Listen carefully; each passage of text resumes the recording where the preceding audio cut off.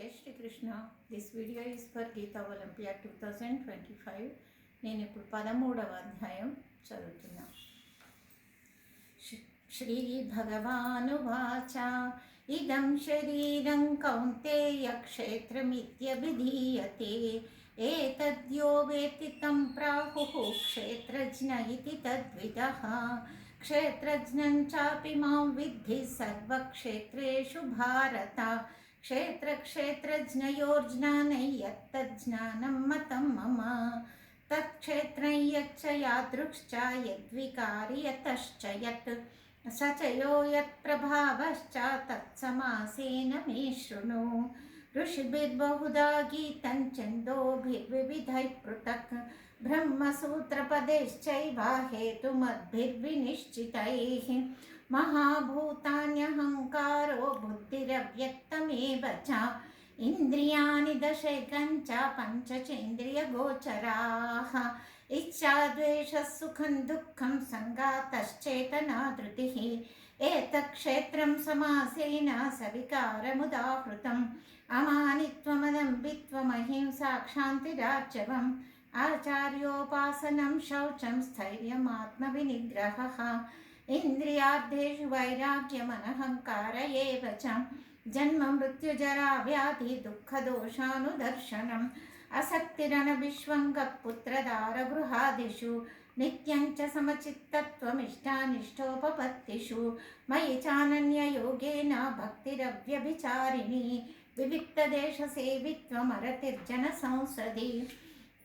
अध्यात्मज्ञाननित्यत्वं तत्त्वज्ञानार्थदर्शनम् एतज्ज्ञानमिति प्रोक्तमज्ञान यदतोऽन्यथा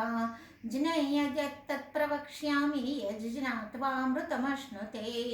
अनादिमत्परं ब्रह्म न सत्तन्नासदुच्यते सर्वतः पाणिपादं तत्सर्वतोक्षशिरोमुखं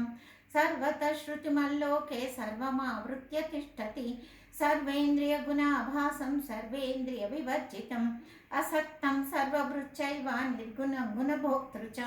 बहिरन्तश्च भूतानामचरं चरमेव च सूक्ष्मत्वात् तदविज्ञेयं दूरस्थं चान्तिके च तत् अविभक्तं च भूतेषु विभक्तमिव च स्थितं भूतभर्तृ च तज्ज्ञेयं ग्रसिष्णुर्प्रभविष्णु च ज्योतिषामपि तज्ज्योतिस्तमसः परमुच्यते ज्ञानं ज्ञेयं ज्ञानगम्यं हृदि सर्वस्य विष्ठितम् इति क्षेत्रं तदा ज्ञानं ज्ञेयं चोक्तं समासतः मद्भक्तये तद्विज्ञाय मद्भावायोपपद्यते प्रकृतिं पुरुषं चैव विद्यनादिवुभावपि विकारांश्च गुणांश्चैव विद्धि प्रकृतिसम्भवान् कार्यकरणकर्तृत्वे हेतुप्रकृतिरुच्यते पुरुषः सुखदुःखानां भोक्तृत्वे हेतुरुच्यते पुरुषप्रकृतिस्थो हि भुङ्क्ते प्रकृतिजान् गुणान् कारणं गुणसङ्गोऽस्य सदसद्योनिजन्मसु उपद्रष्टानुमन्ता च भर्ता भोक्ता महेश्वरः परमात्मेति चाप्युक्तो देहेऽस्मिन् पुरुषः परः य एवं वेत्ति पुरुषं प्रकृतिं च गुणैः सह सर्वथा वर्तमानोऽपि न स भूयोऽभिजायते ध्यानेनात्मनि पश्यन्ति केचिदात्मानमात्मना अन्ये साङ्ख्येन योगेन कर्मयोगेन चापरे अन्ये त्वेवमजानन्तः श्रुत्वान्येभ्य उपासते तेऽपि चातिरतरन्त्येव मृत्युं श्रुतिपरायणाः यावत् सञ्जायते किञ्चित् सत्त्वं स्थावरजङ्गमं क्षेत्रक्षेत्रज्ञयसंयोगात् त्वत्तिद्धि भरतर्षभ समं सर्वेषु भूतेषु तिष्ठन्तं परमेश्वरं विनश्यत्स्य विनश्यन्तं यः पश्यति स पश्यति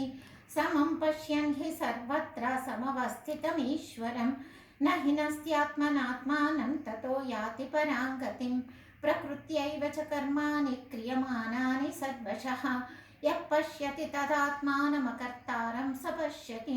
यदा भूतपृथग्भावमेकस्थमनुपश्यति तत एव च विस्तारं ब्रह्म सम्पद्यते तदा अनादित्वात् निर्गुणत्वात् परमात्मायमव्ययः शरीरस्थोऽपि कौन्तेय न करोति न लिप्यते यथा सर्वगतं साक्ष्यात् आकाशं नोपलिप्यते सर्वत्रावस्थितो देहे तथात्मानोपलिप्यते यथा प्रकाशयत्येककृत्स्नं लोकमिमं रविः क्षेत्रं क्षेत्री तदा कृत्स्नं प्रकाशयति भारत क्षेत्रक्षेत्रज्ञयोरेवमन्तरं ज्ञानचक्षुषा भूतप्रकृतिमोक्षं च ये विदुर्यान्ति ते परम् ॐ तत्सदिति श्रीमद्भगवद्गीतासु उपनिषत्सु ब्रह्मविद्यायां योगशास्त्रे श्रीकृष्णार्जुनसंवादे क्षेत्रक्षेत्रज्ञविभागयोगो नाम त्रयोदशोऽध्यायः।